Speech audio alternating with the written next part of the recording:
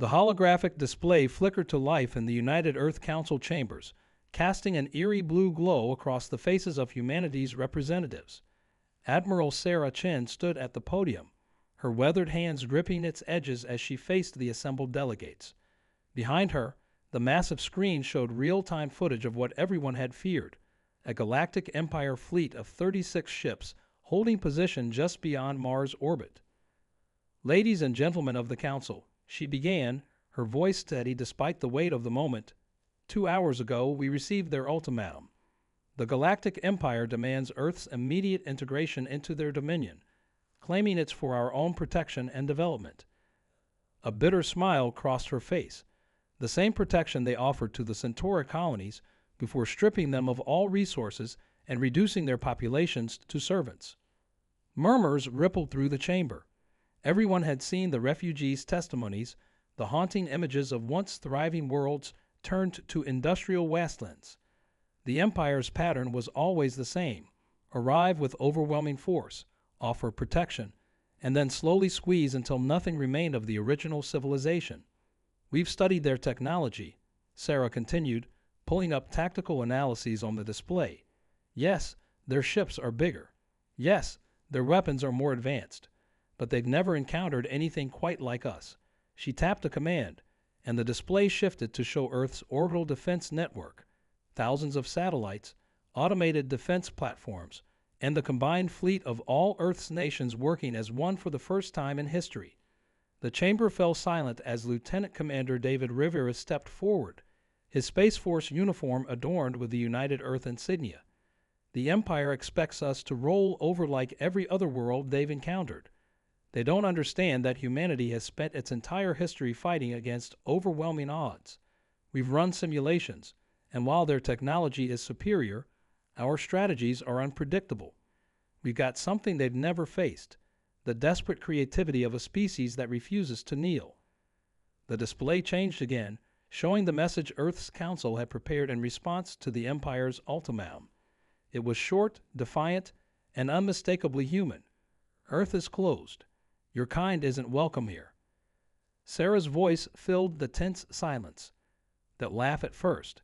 They always do. But they don't know about the quantum defense grid we've been developing in secret. They haven't discovered our stealth satellites or the eye-assisted combat systems we've integrated into every fighter. Most importantly, they don't know about Project Phoenix." The council members leaned forward in their seats. Project Phoenix had been the best-kept secret in human history, a revolutionary defense system that could theoretically turn the Empire's own technology against them. It was untested against their advanced ships, but the simulations were promising. "We're not just fighting for Earth," David added, his voice carrying across the chamber. "We're fighting for every species that's ever been subjugated by the Empire. We're fighting to show the galaxy that being technologically advanced doesn't give you the right to bully and exploit others. This is humanity's moment to prove that determination and ingenuity can overcome raw power." The chamber erupted in discussion as the Empire's deadline drew closer.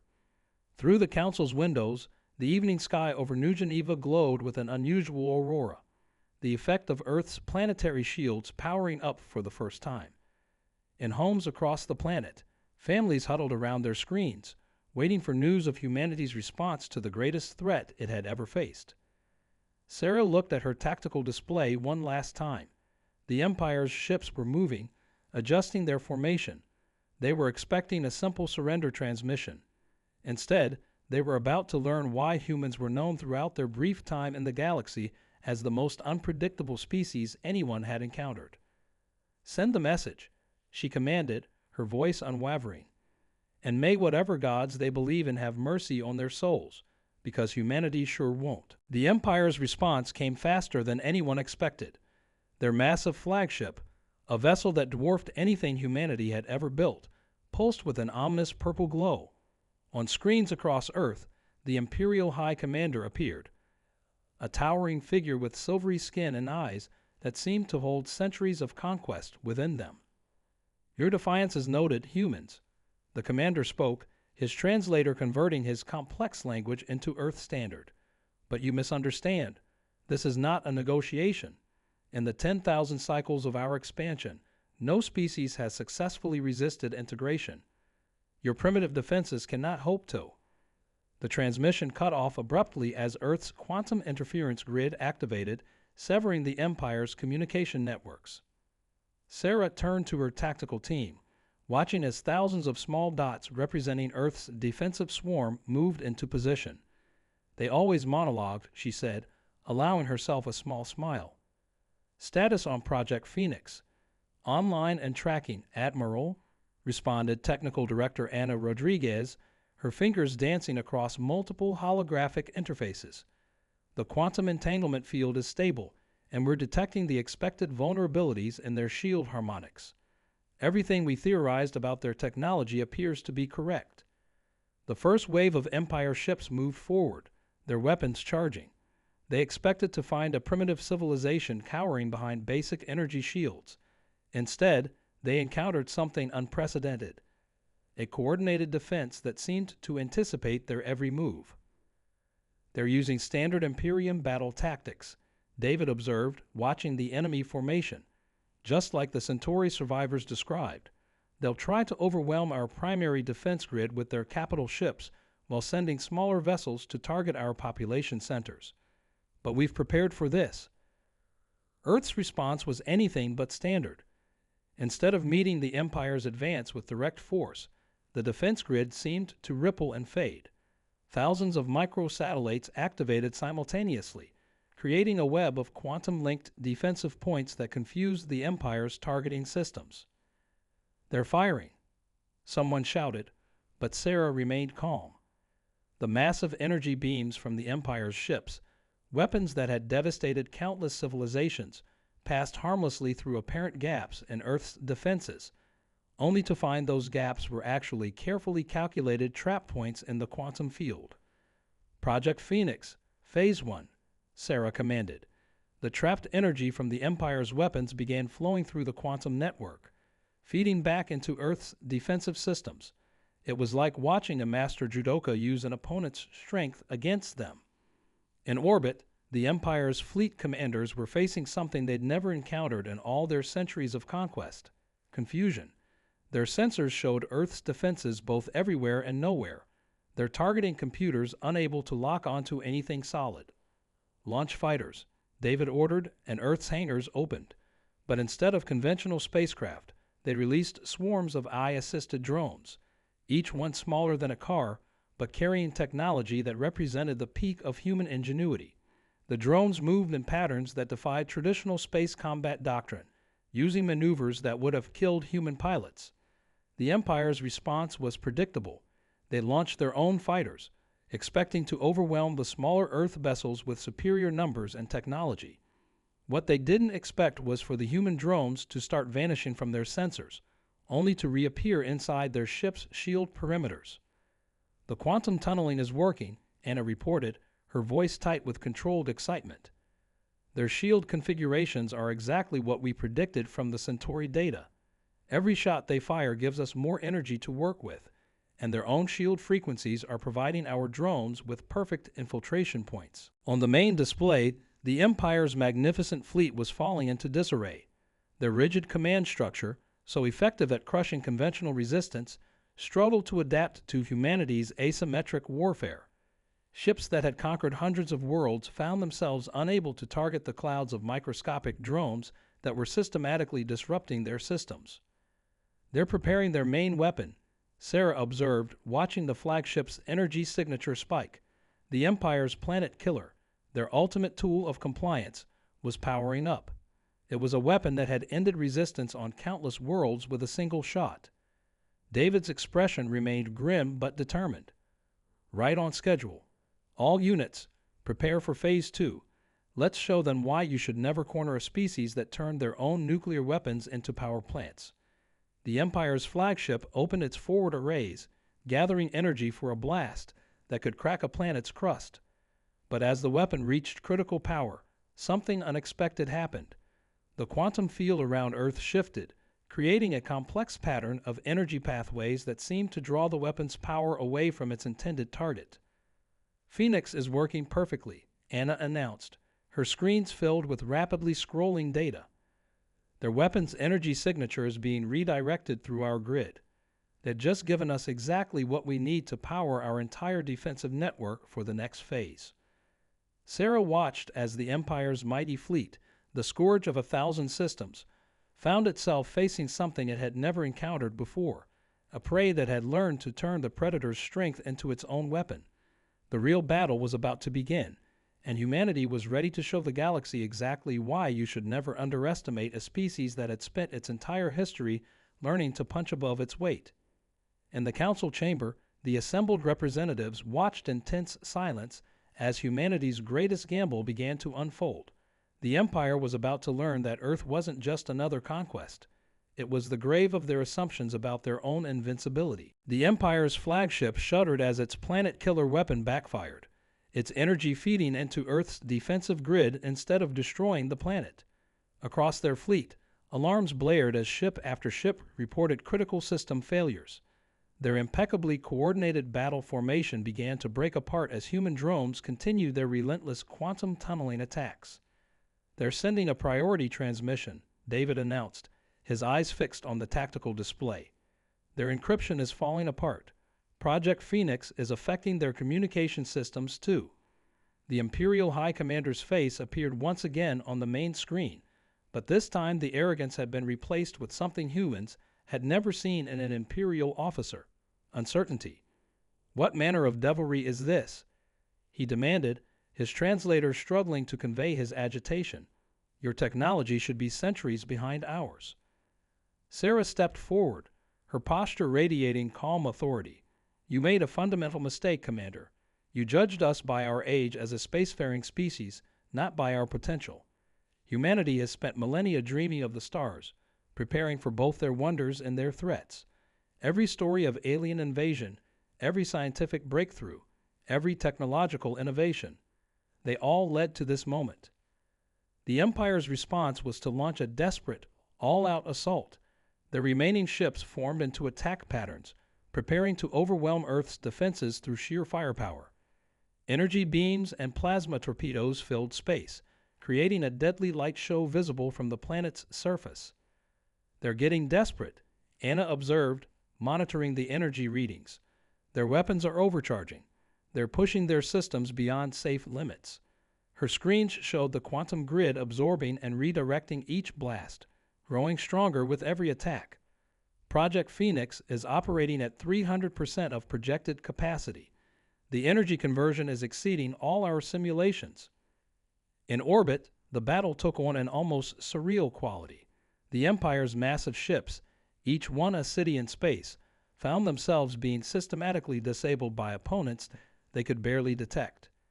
Human drones, guided by both AI and human pilots working in perfect synchronization, exploited every weakness in the Imperial defenses. "Status report from the civilian shelters," David announced, reading from a secure channel. "All population centers are secure. The Empire's attempts to target our cities have completely failed." He paused, allowing himself a brief smile. "They're still trying to use tactical doctrines designed for fighting conventional forces. They don't understand that we've been preparing for this exact scenario for generations." The Imperial fleet's formation continued to deteriorate.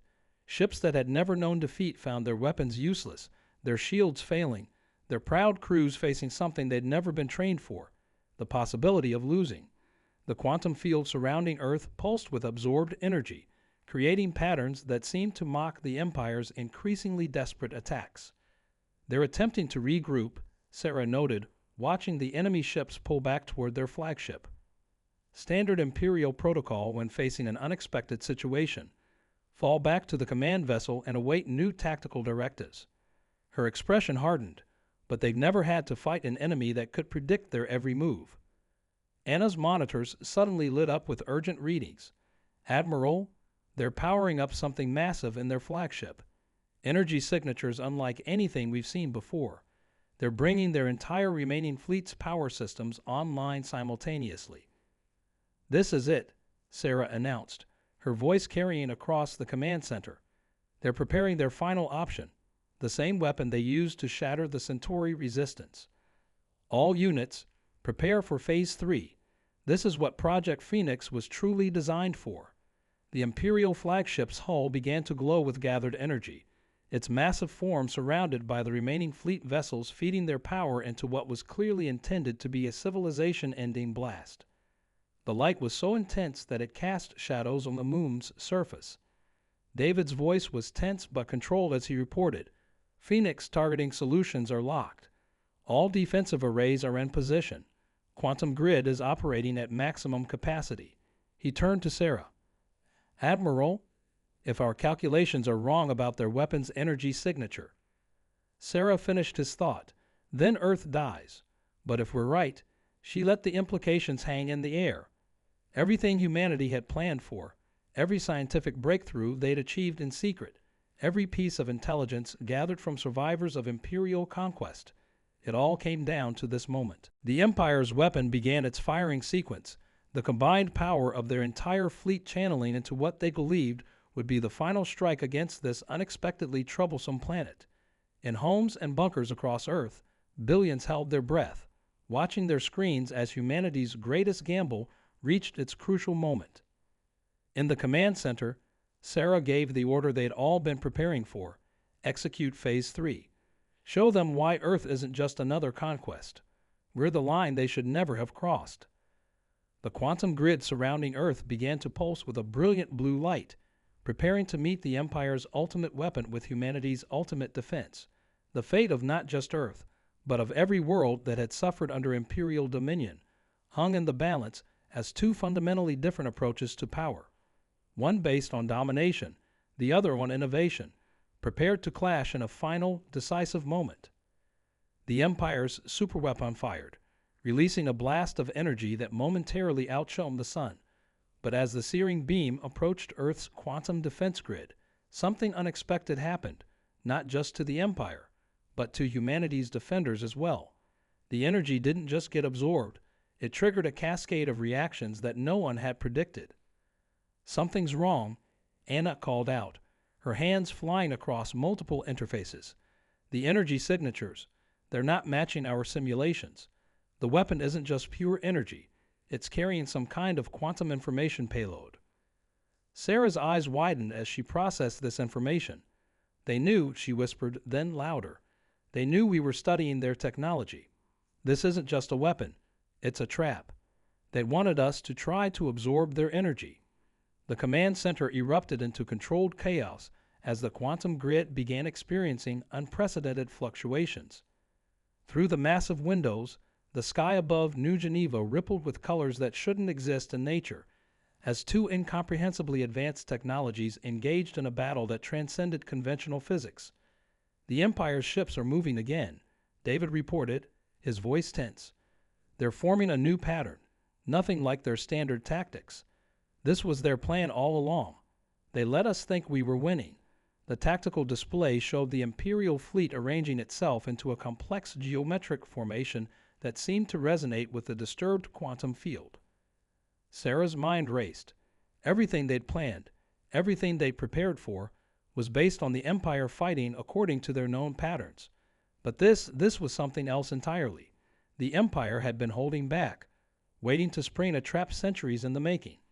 "All the worlds they conquered," Anna said, her voice barely above a whisper as realization dawned.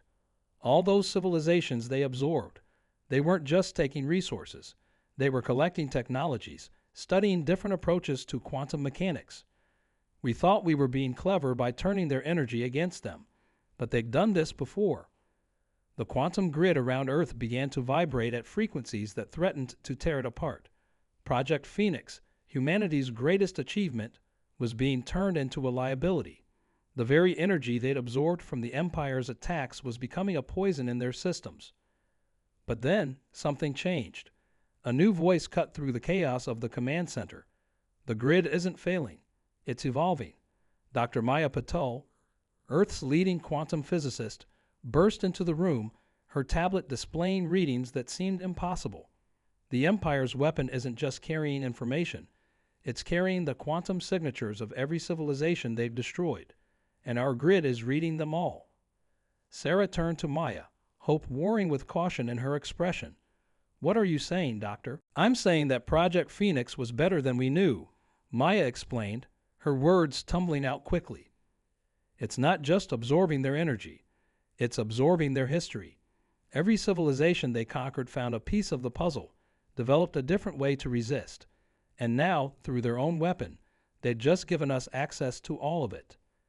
The tactical displays began showing new patterns as Earth's defensive systems started incorporating centuries of accumulated knowledge from fallen civilizations.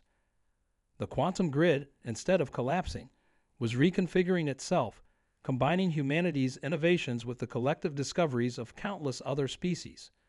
They're trying to shut down the weapon, David reported, watching the Empire's ships break formation. They realize what's happening, but it's too late.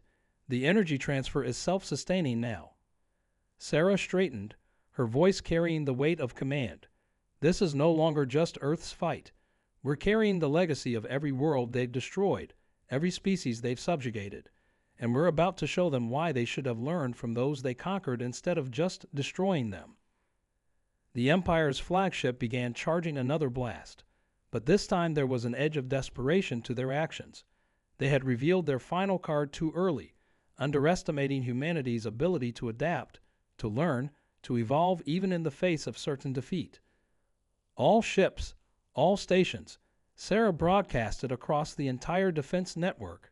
Prepare for Emergency Protocol Omega. What we do in the next few minutes won't just decide Earth's fate. It'll decide the fate of every world under Imperial control. The quantum grid pulsed with new energy, each wave carrying the combined knowledge and determination of dozens of civilizations. Humanity hadn't just created a defense system. They'd inadvertently built a bridge to the accumulated resistance of an entire galaxy. In their arrogance, the Empire had delivered the very thing that could undo their dominion, the collective wisdom of all those they had conquered, now in the hands of the one species determined enough to use it. The sky above Earth began to glow with a light never before seen by human eyes, as Project Phoenix prepared to unleash not just humanity's defiance, but the defiance of an entire galaxy. The Empire was about to learn that true power doesn't come from conquest. It comes from unity, even the unity of the fallen. Project Phoenix unleashed its transformed power, creating a shockwave of quantum energy that rippled through space. The Empire's fleet, caught in their own trap, watched as their weapon systems began responding to commands they hadn't given. The collected knowledge of countless conquered civilizations, each having discovered a different weakness in Imperial technology, surged through Earth's defensive grid. Their shields are inverting, Anna shouted, her screens showing cascading system failures across the Imperial fleet. The quantum signatures reabsorbed. They're acting like master keys to their entire network. The Imperial High Commander's face appeared one final time on the command center screen, but now his expression showed something new, recognition. You, he said, looking at the assembled humans with dawning comprehension. You're not just fighting for yourselves. You've become the voice of every world we silenced. Sarah stepped forward, her voice carrying the weight of not just humanity's defiance, but the echoes of countless fallen civilizations. You gave us everything we needed the moment you tried to destroy us. Every world you conquered found a piece of the solution. We just needed to put them all together. The quantum grid surrounding Earth pulsed with newfound purpose, each wave carrying commands that turned the Empire's own ships against them. Vessels that had raised hundreds of worlds found themselves powerless, their crews watching in disbelief as their superior technology obeyed the commands of their supposed inferiors. Multiple quantum signatures detected, Maya reported, her eyes wide as she read the incoming data. The grid isn't just defending Earth anymore. It's broadcasting the unlocking sequences to every Imperial-controlled world in range. Their entire network is coming apart. The Empire's flagship, their symbol of unstoppable power, began to drift as its systems shut down one by one. But in that moment of apparent victory, the Imperial High Commander smiled, a gesture that sent chills through everyone watching. You believe you've won, he said, his translator struggling to keep up with his rapidly changing tones. But you've only proven why we're necessary. Without our control, the galaxy will. His transmission cut off abruptly as his ship's power failed completely. The command center erupted in celebration, but Sarah and David exchanged worried glances. The commander's final words hung in the air, carrying a warning they couldn't ignore. As the Empire's fleet hung powerless in space, transformed from conquerors to captives in mere minutes, Earth's defenders realized their victory might have come with unexpected responsibilities. "We're receiving transmissions," David announced, his voice filled with wonder, not from the Empire, from their subjected worlds. "Thousands of them. They're all asking." He paused, looking up at Sarah. "They're asking what happens next. Without the Empire's control, dozens of species with centuries of grievances are suddenly free." Sarah looked out at the disabled Imperial fleet, then back at the tactical display showing the spreading wave of liberation spreading across nearby star systems. Earth had wanted freedom from the Empire, but instead, they'd inherited the responsibility of preventing chaos across a suddenly masterless galaxy.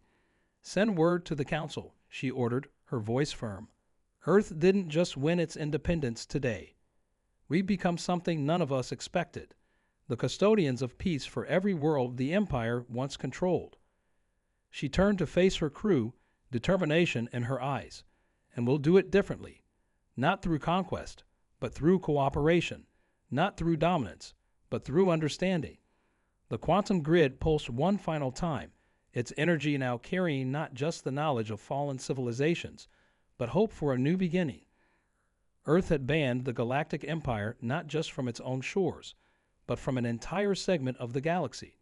Now came the hard part, proving they could do better. 3 months after Earth's historic stand against the Galactic Empire, the United Earth Council chambers had transformed into something unprecedented, an interstellar forum where representatives from dozens of formerly subjugated worlds gathered to shape their shared future.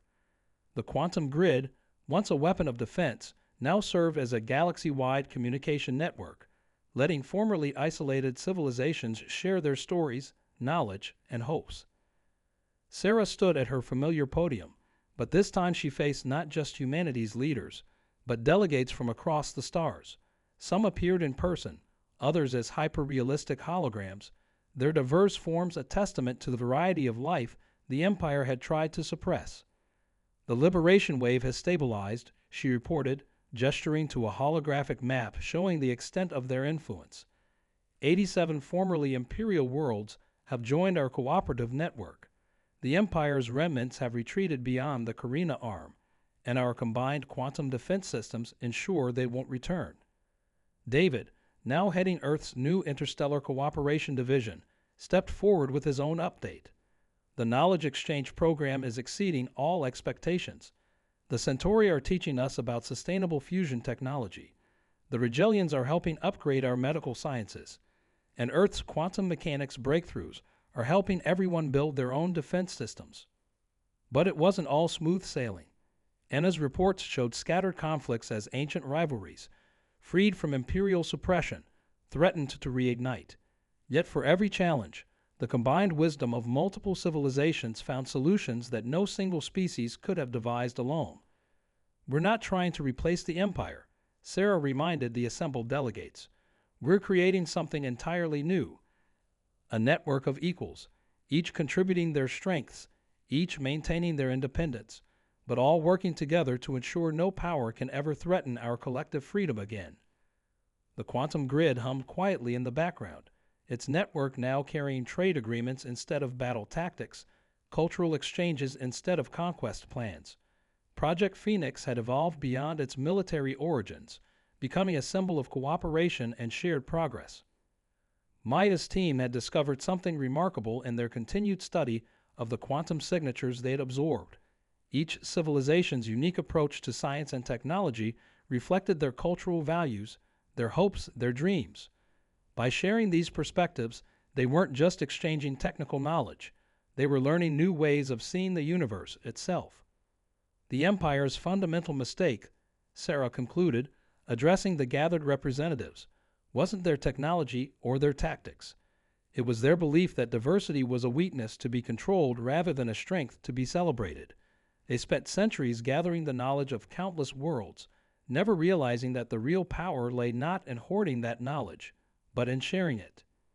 As she spoke, The sun set over New Geneva, its light reflecting off the hulls of ships from a dozen worlds docked at Earth's new orbital diplomatic center. The Empire's former flagship, now a museum of liberation, served as a constant reminder of how close they'd come to losing everything, and how much they'd gained by standing together. The chamber fell quiet as a message arrived from the galaxy's outer reaches.